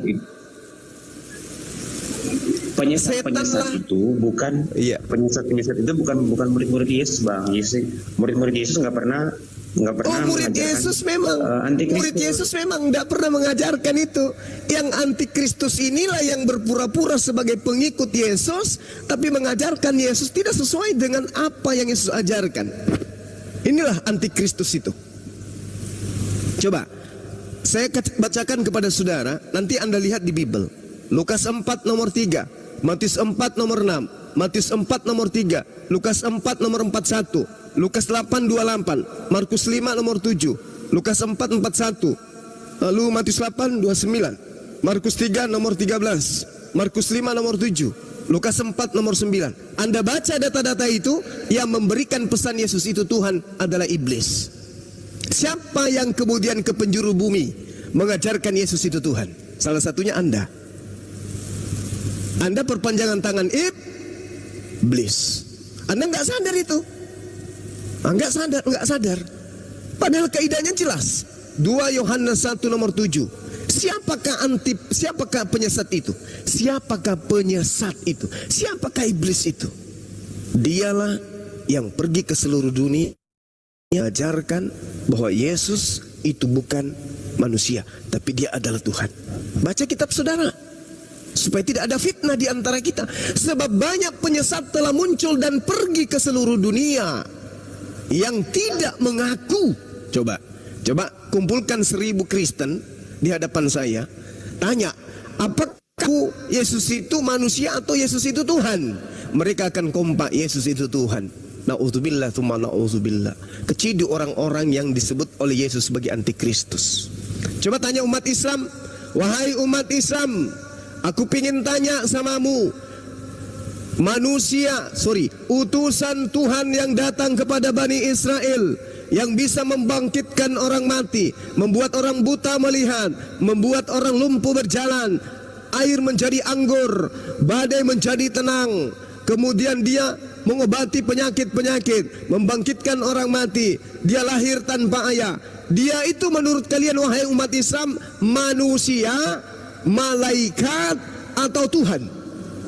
Maka bergemuruh jawaban umat Islam, manusia. Kami bukan antikristus. Sebaliknya kalau Kristen yang ditanya, sekte apapun itu, Yesus itu manusia atau Tuhan sih? Antikristus. Coba Anda renungkan. Ya. Oh, enggak ada kaidah itu. Enggak ada. Ketika saudara mengatakan Yesus 100% manusia, maka tidak ada campuran lagi 0,0 sekian Tuhan. Enggak ada. Enggak ada. Itu hanya buah-buah bibir. Itu hanya buah-buah angan-angan saja. Yesus manusia. Silakan. Bang Juma, maaf nih. Tuhan itu kan maha kuasa ya. Ya, betul. Terus apakah Tuhan bersifat seenaknya gitu kan? Oh enggak. Terserah dia. Oh enggak bisa. Kalau iya dalam hakikat keberadaan tataran penciptaan, yes, Tuhan maha berkehendak. Tapi kalau dirinya Anda ingin mengatakan Tuhan kan suka-suka dia menjadi makhluk kayak mau jadi manusia, mau jadi pohon, oh nggak bisa. Itu bukan Tuhan itu siluman. Yang namanya Tuhan kekal di dalam kemahakuasaannya. Dia tidak pernah berhenti sedetik pun untuk tidak maha kuasa. Kalau ada Tuhan yang berhenti menjadi maha kuasa, apalagi menjadi manusia, apalagi menjadi mayat, itu bukan Tuhan. Itu cerita-cerita dongeng, itu cerita ria jenaka. Itu bukan. Tuhan itu maha besar, Tuhan itu maha kuasa, Tuhan itu maha perkasa. Karena dia maha, maka dia tidak akan pernah berubah menjadi tidak maha. Ibarat mahasiswa, namanya mahasiswa. Dia tidak akan pernah menjadi anak SD, anak SMP, anak SMA. Tidak akan pernah. Tapi kalau siswa, bisa jadi dia nanti menjadi SMA dan menjadi mahasiswa. Ini yang perlu saudara pahami. Jadi ketika Tuhan itu maha kuasa, maka sedetik pun dia tidak pernah lalai untuk tidak maha kuasa. Itu baru Tuhan. Makanya disebut tauhid. Mentauhidkan pencipta langit dan bumi, maksudnya hakikat yang satu itu tidak bisa terganggu. Makanya disebut subhanahu wa ta'ala, maha suci, maha tinggi. Kenapa dia maha suci? Karena dia tidak ada kelemahan. Kalau ada Tuhan sembahan yang pernah lemah, itu dewa-dewa tuh. Brahma nuzul menjadi Krishna, kena panah, mati. Ya, muncul lagi yang disebut Shiva. Hercules, tidak bisa dilihat Hercules itu, muncul di bumi bernama Zeus. Oke? Banyak muncul di bumi menjadi Horus, dewa putra matahari. Muncul di bumi menjadi Yesus, putra Bapa. Itu pagan. Tapi kalau pencipta langit dan bumi, kata Yesus dalam Yohanes 5 nomor 37, Tuhan yang mengutus aku, kamu tidak pernah mendengarkan suaranya, wajahnya, rupanya, wujudnya kau tidak pernah lihat. Ini Yesus yang mengatakan loh. Tapi karena Kristen ini bukan dari pengajaran Yesus, dia hanya pengajaran dari Roma Yunani sampai ke Indonesia, maka dia percaya Yesus itu adalah Tuhan. Pagan, maaf, pagan. Itu pagan. Makanya saya tanya, ini dalil bukan Quran, ini dalil. 2 Yohanes 1 nomor 7. Sebab banyak penyesat. Sekarang penyesat yang muncul dan pergi ke seluruh dunia yang tidak mengaku bahwa Yesus Kristus itu manusia, itu siapa? Yahudi ngaku Yesus itu manusia, ngaku. Islam ngaku. Kristen coba tanya. Tanya Mikana sana, Yesus itu manusia atau tidak? Bukan, dia adalah Tuhan itu sendiri. Wah, ini ketahuan kan? Udah jelas. Oke, silakan yang lain. Nah, itu 100% manusia, 100% Allah, Pak. Itu konsep dari mana? Konsep dari mana? Konsep dari antikristus. Kenapa dia memaksakan 100% Tuhan? Kenapa? Karena dia malu. Karena Yesus 100% manusia. Dilahirkan, ketakutan, netek, disunat. Tidak berdaya percaya Yesus itu. Tetapi karena sudah terlanjur dia diikat oleh iblis, maka mulutnya ditutup dengan mengatakan, dan dia juga adalah 100% Tuhan. Bagaimana mungkin kemudian sebuah cincin 100% emas Anda katakan di waktu yang bersamaan dia juga adalah karet 100%? Logika sehat mana yang bisa menerima sebuah cincin emas 100% dikatakan dalam waktu yang bersamaan dia juga adalah karet 100%? Hanya orang sedeng yang bisa menerima itu. Ya, itu konsep dari mana itu? Beda lah bang, kalau dianalogikan sama emas dan karet kan beda. Ini kan kalau itu manusia. beda, lalu kenapa Anda menganalogikan Tuhan? Bukan bahkan menganalogikan, bahkan mengasumsikan, bahkan mengimani Tuhan yang adalah Tuhan menjadi bukan Tuhan, yaitu anak Maria. Kalau emas 100% aja tidak bisa menjadi 100% karet, apalagi yang maha kuasa. Anda ingin mengatakan, oh berarti Anda membatasi Tuhan. Anda yang membatasi Tuhan. Contoh, Yesus tahu tidak ketika kemudian dia ada di Israel sana, di Palestina, apa yang terjadi di Nusantara Indonesia? Ya nggak tahu. Yesus tahu tidak ketika dia ada di Galilea mengajarkan Injil, apa yang terjadi di tengah samudra? Yesus tahu nggak? Tidak. Bahkan yang ada di tanah Yudea, musim buah ara aja Yesus nggak tahu. Anda yang membatasi Tuhan. Sehingga Tuhan tidak tahu kapan hari kiamat, kapan musim ara, siapa yang memegang jubahnya, apa yang terjadi besok. Yesus nggak tahu. Anda yang membatasi. Kalau kami tidak. Ma qultu illa ma amartani bi ani abudullah rabbi wa rabbakum. Itu yang diajarkan oleh Yesus. Aku mengajarkan kepada Bani Israel untuk menyembah kepada Engkau ya Allah, Tuhanku dan Tuhan mereka. Wahai Maria, jangan kau sentuh aku, tetapi pergilah kepada saudara-saudaraku, bahwa aku Yesus akan pergi kepada Tuhanku dan Tuhanmu, ilahku dan ilahmu, sembahanku dan sembahanmu. Selesai. Muncul Kristen kemudian. Setelah Yesus terangkat ke langit, muncul Kristen di Roma, di Antioquia, yang mengajarkan dan menganut kepercayaan dewa-dewa orangnya Romawi dan Yunani, nusul menjadi Yesus. Kenapa saya mengatakan demikian? Karena Tuhannya Bani Israel yang mereka sebut Elohim, yang mereka sebut Hasem, Adonai, tidaklah mungkin diimani keluar dari rahim seorang manusia. Makanya muncul pertanyaan, Yesus ini jelmaan atau inkarnasi atau teopaninya Tuhannya Abraham, Ishak dan Yakob, atau Yesus ini adalah Tuhannya orang Roma Yunani, yaitu Hercules yang mereka sebut Zeus. Mirip-mirip tuh, Zeus, Yesus, Zeus, mirip. Inkarnasi, Bang, inkarnasi. Nah, inkarnasi. Nah, sekarang Oke. Nah, sekarang di mana di kitabnya orang Yahudi yang ada saat ini, yang bisa kita lihat hari ini, di mana mereka mengimani Tuhan pencipta langit dan bumi yang mereka sebut Hasem, itu inkarnasi. Di mana itu terjadi? Di kitabnya. Kenapa kitabnya ya, kan, Kristen yang mengajarkan inkarnasi? Iya, gimana? Nggak ada.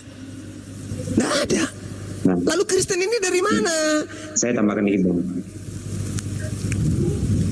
Bang. Silakan. Pada waktu siapa? Murid-murid Yesus, ada Filipus di situ. Filipus berkata kepada Yesus, kalau begitu, tunjukkanlah kami Bapa. Tunjukkanlah kami Bapa. Lalu Yesus menjawab, kamu sudah bersama-sama dengan aku, tapi kamu tidak tahu siapa itu Bapa. Nah, Yesus berkata, barang siapa melihat aku, dia melihat Bapa. Itu, Bang. Ya, oke. Sekarang begini, saudaraku. Menurut Yesus, apakah Bapa bisa dilihat? Gak bisa, Bang, tapi gak bisa. Gak bisa Bapak itu dilihat, Bang. Yesus pernah berkata, barang siapa melihat aku, berarti dia melihat Bapa, Bang. Iya. Nah, sekarang hakikat Bapa ini bisa dilihat tidak? Bapa itu sendiri. Oh, salah. Kalau Yesus itu adalah Bapa itu sendiri, bisa itu pengakuan bisa dilihat di dalam Yesus, Bang. Oke. Iya, tahu. Tuhan pencipta langit dan bumi itu bisa dilihat dari alam semesta ini, Bang. Makanya tadi di awal penjelasan saya tentang Al-Quranul Karim, orang-orang yang berakal sehat bisa mengetahui keberadaan kebesaran Allah melalui tubuh mereka. Fi ampusihim. Tadi saya sudah menjelaskan itu. Nah, Yesus mengakui dengan mulutnya, Bapa yang mengutus aku. Kamu tidak pernah melihat rupanya. Tidak pernah melihat rupanya. Filipus, kamu sudah lama sama aku, kok kamu masih bertanya? Sudah ku bilang Bapa itu nggak bisa dilihat. Tidak ada yang bisa melihat Bapa. Musa sudah mengajarkan itu. Saya pun mengajarkan itu. Tidak ada, wahai Filipus, tak ada orang yang bisa melihat Bapa. Tapi barang siapa yang melihat aku, dia sama dengan melihat Bapa. Apa maksudnya?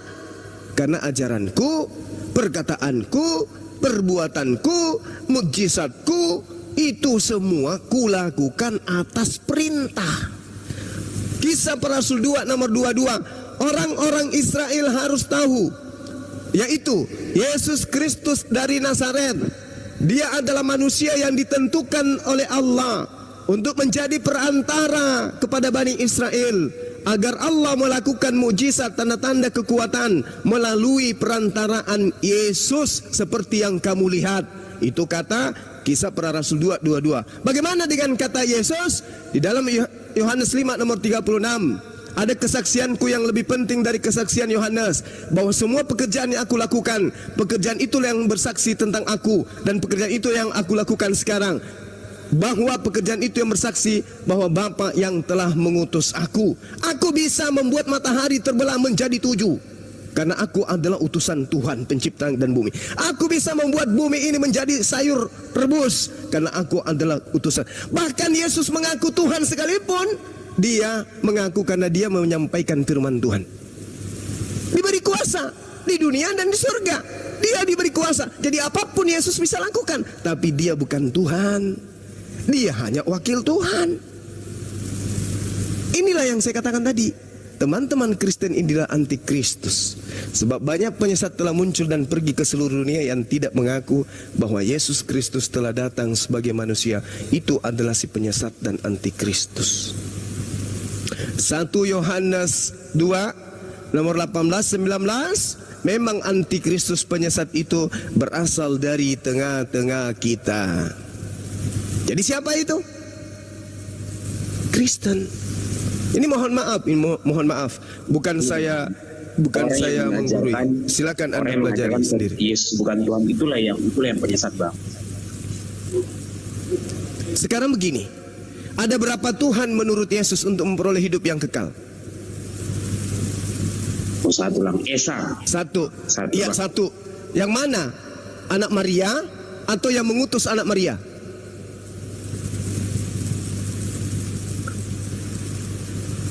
Yesus Kristus.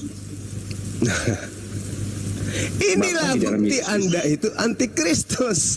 Karena Yesus mengatakan, Yohanes 17 nomor 3, hidup kekal itu adalah mereka mengenal Engkau satu-satunya Tuhan yang benar, dan mengenal Yesus yang Engkau utus. Yesus mau dikenal sebagai apa? Pengutus atau diutusan? Yang langsung bertanya, Bang. Hah? Yesus mau dikenal supaya memperoleh hidup kekal, dikenal sebagai utusan atau dikenal sebagai pengutus?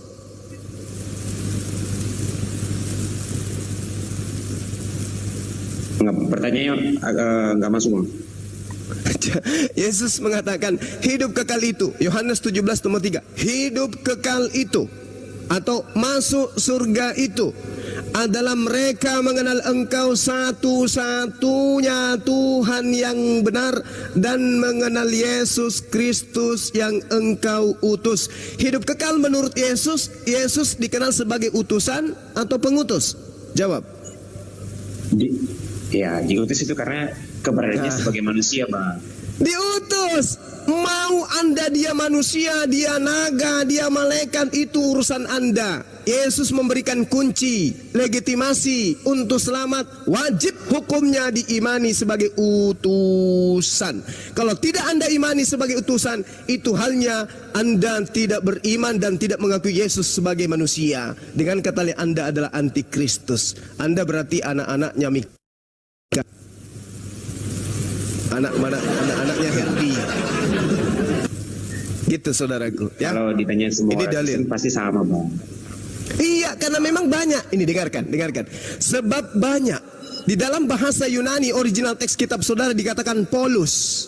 Polos itu artinya banyak, besar, sangat banyak, berbondong-bondong. Itu yang dimaksud polos dalam bahasa Yunani. 2 Yohanes 1 nomor 7. Akan banyak orang muncul ke seluruh dunia yang tidak mengaku bahwa Yesus itu manusia, itu si penyesat, dan itulah antikristus. Ini kitab saudara Bung, bukan Al-Quran.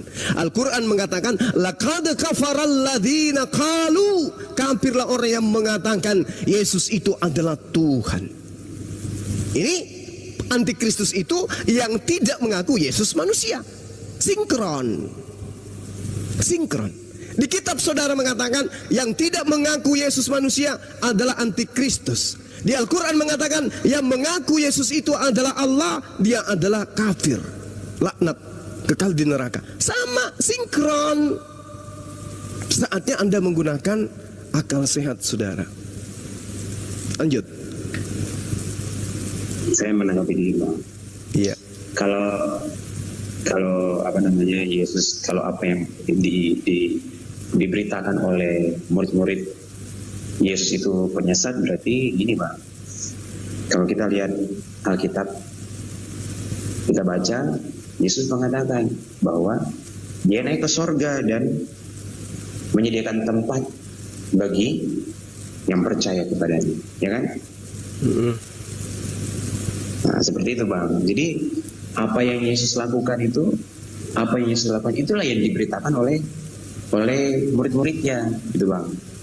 Iya, jadi gini saudaraku. Bukan menyesatkan bang, bukan menyesatkan. Gini, Anda harus membedakan antara murid dan penyembah. Kalau murid Yesus itu Bani Israel yang beriman Yesus itu utusan Allah, utusan Elohim, itu murid. Kalau Kristen bukan murid, Kristen itu penyembah. Seperti kami bukan murid Allah, kami adalah penyembah Allah. Anda bukan murid Yesus, Anda adalah penyembah Yesus. Bedakan antara penyembah dengan murid. Kalau mau lihat penyembah Yesus, lihat di Markus 5. Ada orang yang kerasukan setan. Siang malam dia kemudian teriak-teriak, dirantai, rantainya putus, ngamuk siang dan malam. Begitu melihat Yesus, dia berlari menyembah Yesus. Itu penyembah.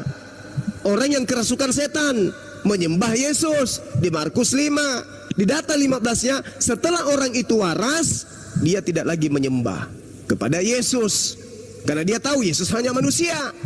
Jadi kalau ada orang yang masih menyembah Yesus, bisa jadi dia adalah orang yang kerasukan setan, bisa jadi. Makanya di dalam 2 Yohanes 1 nomor 7, sebab banyak penyesat telah muncul dan pergi ke seluruh dunia yang tidak mengaku bahwa Yesus Kristus telah datang sebagai manusia. Sebenarnya kata telah di sini tidak ada.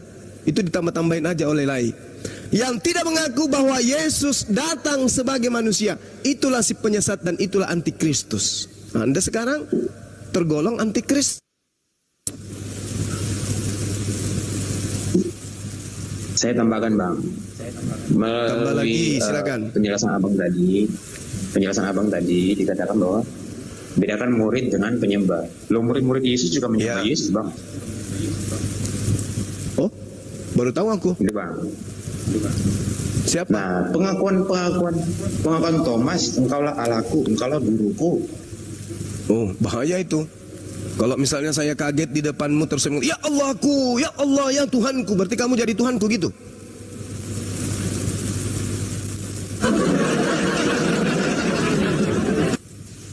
Kan Thomas cuman kaget. Terima kasih Paduka.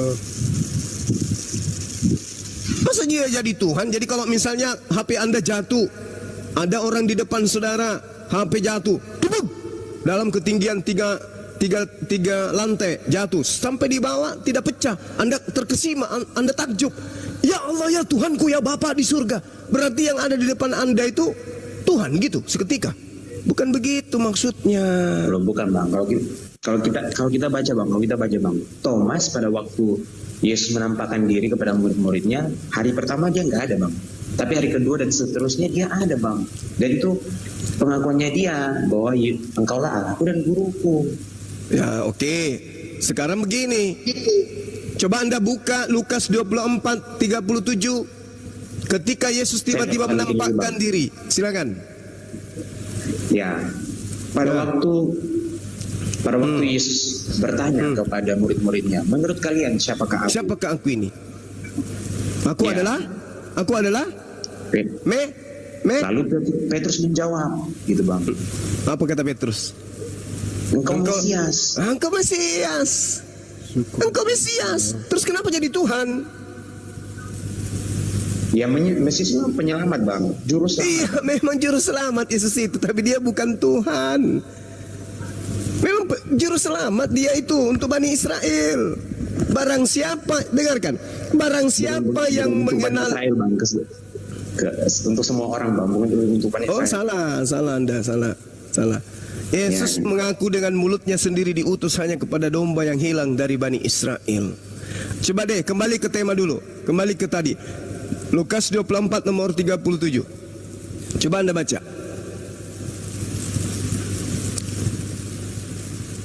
Lihatlah tangan dan kakiku, rabalah, karena bagi roh tidak memiliki daging dan tulang. 37 Lukas 24 ayat berapa bang? 17 ya? 37 coba. 24 ayat 37.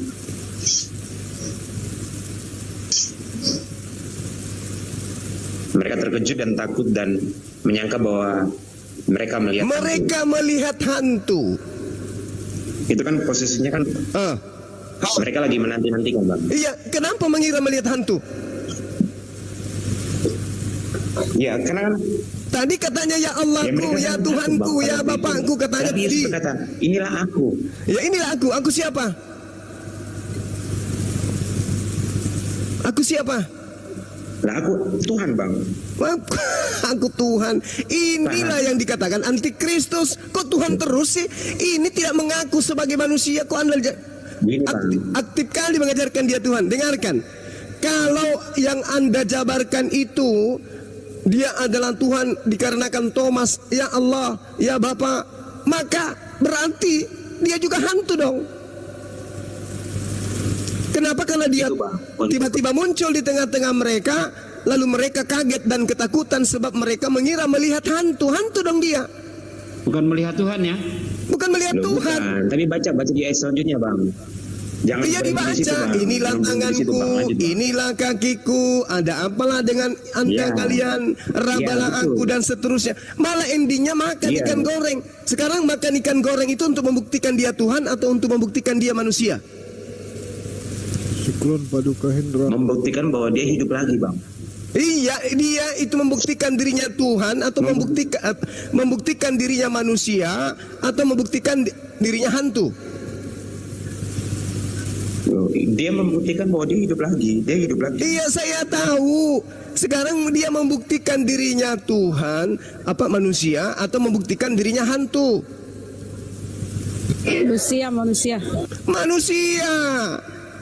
Masa makan ikan goreng itu membuktikan dia Tuhan? Dia makan ikan goreng untuk membuktikan dia bukan hantu sebagaimana tuduhan murid-muridnya. Bukan Tuhan itu murid-muridnya bang. Itu kan kaget bang. Kaget karena mengira melihat hantu. Untuk membuktikan saya bukan hantu, saya makan ikan goreng. Iya itu jelas. Dan Yesus kan berkata ini peganglah dia. Iya peganglah. Kenapa dia bisa dipegang? Karena dia Tuhan atau karena dia manusia atau karena dia hantu? Ya bang, dia bangkit, dia bangkit, dia sudah tubuh yang dia pakai itu sudah tubuh kemuliaan bang. Dalam kemahakuasaan. Tubuh kemuliaan makan ikan goreng gitu? Bisa lah bang.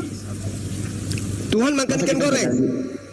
Iya masa bisa lah bang. Masa kita batasi Allah yang maha kuasa? Enggak. Nah inilah yang disebut antikristus. Masa kan ada Tuhan makan ikan goreng? Ada aja. Pastilah beol. Dia tubuh kemuliaan cacat. Belum beol di mana beol Tuhanmu bro? Bukan saudaraku. Coba diluruskan lagi pemahamannya. Yesus makan ikan goreng itu, Bang, untuk membuktikan dia bukan hantu, bukan membuktikan dia Tuhan. Makanya kalian itu tersesat karena mengimani Yesus itu bukan manusia. Kan data ini ya, datanya kita hargai kitab saudara ya. 2 Yohanes 1 nomor 7. Sebab banyak penyesat telah muncul dan pergi ke seluruh dunia yang tidak mengaku bahwa Yesus datang sebagai manusia. Kita harus hargai itu. Jadi antikristus itu pergi ke seluruh dunia membawa Yesus kemana-mana, tetapi Yesus dianggap bukan manusia. Siapa itu? Hindu, Buddha kah? Ateis kah? Islam kah? Atau Kristen kah? Itu loh poinnya. Jadi kami bukan mau mencari kesalahan, enggak. Tapi kesalahan itu ya tetap aja salah. Mau dibenarkan seperti apapun tetap salah. Tetap salah. Nah, kenapa ini kita lakukan? Karena kita cinta, kita sayang sama saudara-saudara ini. Kita sayang. Makanya kami mengatasnamakan diri kami ini sebagai apologet untuk membela iman Islam dan meluruskan iman Kristen. Ini bengkok ini. Kalau Anda mengatakan Yesus itu Tuhan, berarti Anda kena ini. Anda adalah antikristus berarti. Apakah Anda mau menjadi antikristus yang diusir kelak oleh Yesus? Kan Anda nggak mau. Tapi kalau Anda mau, la ikraha fiddin. Tidak ada paksaan dalam agama. Silakan. Kami hanya memberi peringatan saja. Silakan. Insyaallah. Ya, Bang Suma. Kalau Yohanes 13 ayat 13 itu gimana tuh? Ya, di situ Yesus mengatakan Rabam wamaran. Ya enggak, bahasa Indonesianya aja di Alkitab. Guru dan tuan. Nah, Bang Pastor, baru apa terusnya? Bang Pastor ini Sebab Kristen atau Islam? Kristen pasti. Oh, Kristen. Oke. Nggak apa-apa kan? Saya naik kalau Kristen. Iya, nggak apa-apa. Jadi gini Bang, setiap Kristen yang naik di sini, hostnya akan memberikan donat sama kopi. Silakan Bang Pastor. Oh iya, makasih ya. Nah, iya itu pertanyaannya Bang Suma. Iya. Jadi Yesus mengatakan aku ini memang adalah guru dan aku ini memang adalah tuan. Iya. Iya, memang dia Tuhan. Dia sayyid. Tuhan dibilang. Bukan Tuhan, bedakan Tuhan dengan Tuhan. Kalau enggak, Tuhan ini di sini dibilang Tuhan. Maksudnya original teksnya tidak mengatakan itu, Bang. Enggak, saya cuma lihat di sini. Saya enggak lihat original teks. Oke, begini. Oke, saya paham. Saya ngerti. Karena kan Tuhan itu asalnya dari Tuhan, kemudian bahasa Indonesia ditambahin hanya di tengah Tuhan. Ya, sekarang begini, di Indonesia sama nggak antara Tuhan dengan Tuhan? Itu dulu. Sama ya, enggak? Beda justru beda. Kan saya udah bilang, saya udah bilang Tuhan itu kemudian dikasih H di tengahnya. Oke, saya ngerti, saya bahasa paham. Indonesia di Alkitab yang pertama ditaruh, saya paham. Tuhan itu di Alkitab. Saya paham. Sekarang sebagai orang Indonesia, sama tidak antara Tuhan dengan Tuhan? Sama tidak? Ya kalau kamu tanya begitu nggak sama, tapi nggak kan sama. kalau udah jadi Tuhan lain. Nggak sama berarti. Iya, tapi Tuhan yang bahasa yang di Alkitab itu ada hanya, kemudian Tuhan sama nggak? Menurut Bang? Tidak sama. Ya nggak sama justru itu, makanya aku bilang kalau nggak sama ya Tuhan itu. Oke, nah sekarang mari kita lihat bahasa aslinya Yesus mengatakan apa? Ya nggak sama kan? Ya, sekarang kita tanya Yesus yang kita tanya, apakah dia lihat di sini. Oh, nggak bisa. Berarti otak Anda tidak berfungsi kalau begitu. Kenapa nggak bisa? Loh, Yesus mengatakan apa, Bang?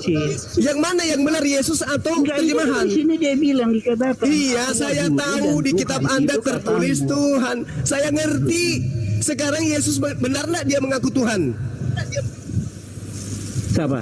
Yesus. Ya, kalau di sini kan makanya saya tanya. Saya tidak tanya di situ, Bung. Saya tidak tanya di situ. Bilang yang di sini. Yang di situ.